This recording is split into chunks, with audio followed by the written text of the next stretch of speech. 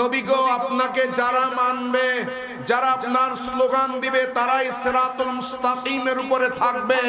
এই ব্যাপারে কেউ সাক্ষী দেখ বা না দেখ, ওয়াকাফা বিল্লাহি শাহিদা, সাক্ষী হিসাবে আল্লাহই যথেষ্ট।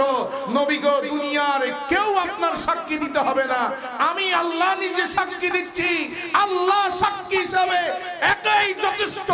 দুনিয়ার কেউ বলুক আর না বলুক, আমি আল্লাহ নিজে সাক্ষী দিচ্ছি মুহাম্মাদুর রাসূলুল্লাহ। বলুন না সুবহানাল্লাহ। তাকবীর, নারে রিসালাত, নারে গাউসিয়া, আল্লাহ বাবুল হাসান আল কাদির সাহেব আমার নবীর কাছে যায় মুহাম্মদ নামের অর্থটার জন্য।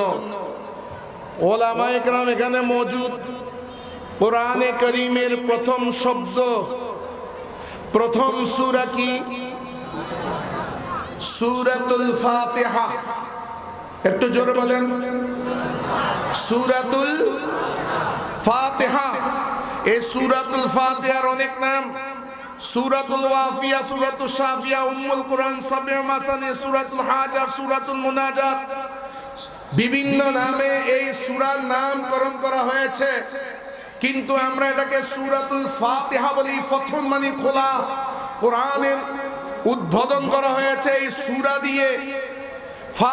এই ফাতিহা সূরার মধ্যে প্রথম যে শব্দটা এসেছে, শব্দটা হচ্ছে আলহামদু। কোন শব্দ এসেছে? একটু জোরে বলুন। আলহামদু। হাম কা মানা क्या है? तारीफ करना, প্রশংসা করা। তা হামদের এক অর্থ হচ্ছে হাম, প্রশংসা করা, মধন, প্রশংসা করা, সানা, প্রশংসা করা, আর শুকরু, নিয়ামতের শুকরিয়া আদায় করা। তা আল্লাহ শুকরু লিল্লাহ, আসসানাউ লিল্লাহ, আল মাদহু লিল্লাহ, এটা বলে নেই। আল্লাহ বলেছেন আলহামদু লিল্লাহ, সমস্ত প্রশংসা আল্লাহ। আল্লাহ হা মিম দাল দিয়ে কোরআন সূচনা করেছেন। কি মানে বুঝাইলেন? সুবহানাল্লাহ। এই আলহামদুলিল্লাহ, এটার মাদ্দা কি ভাইয়েরা? সাধারণ ভাইয়ের একটু মনোযোগ দিলে বুঝবেন, মনোযোগ দেন একটু। আরে হামা কোরআন বাতৌসিফে মুহাম্মদ, সমস্ত কোরআনটাই তো হচ্ছে আমার নবীর রিসালাতের কথা। সমস্ত কোরআনটাই তো হচ্ছে রাসূলুল্লাহর সানাখানের কথা। কোরআনের সূচনাতে বলেছেন আল্লাহ আলহামদু। আলহামদুর মাদ্দা কি ওলামায়ে কেরাম? হা মিম দাল, হামদুন। আবার মুহাম্মদ শব্দের মাদ্দা কি? হা মিম দাল।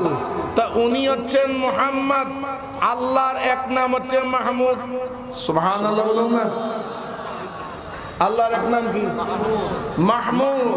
আর আমার নবীর নাম মুহাম্মদ। বুখারী শরীফ আসহুল কুতুব বাদা কিতাবিল্লাহি তাআলা, সহিহুল বুখারী, কোরআনে কারীমের পর আল্লাহর জমিনের উপরে, আসমানের নিচে সবচাইতে বিশুদ্ধ গ্রন্থ যেটা, সেটার নাম হচ্ছে সহিহ বুখারী, যেটাকে আপনারা সহিহ বুখারী বলেন।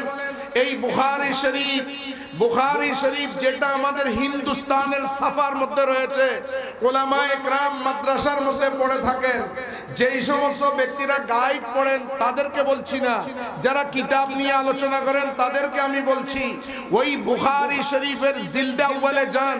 জিলদে আউয়াল খোলার পর 500 নম্বর পৃষ্ঠার নিচ থেকে হাদিসটা শুরু, সনদ শুরু 500 পৃষ্ঠা থেকে।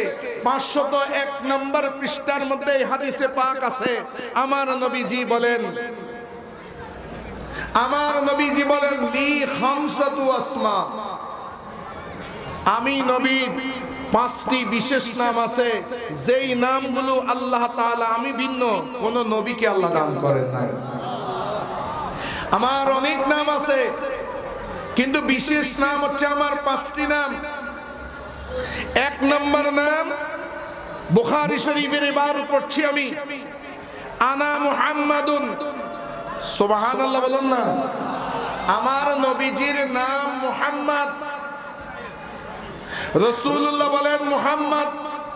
তো মুহাম্মদ আপনার নামের অর্থ কি? মুহাম্মদ শব্দ হচ্ছে তাহমিদ থেকে।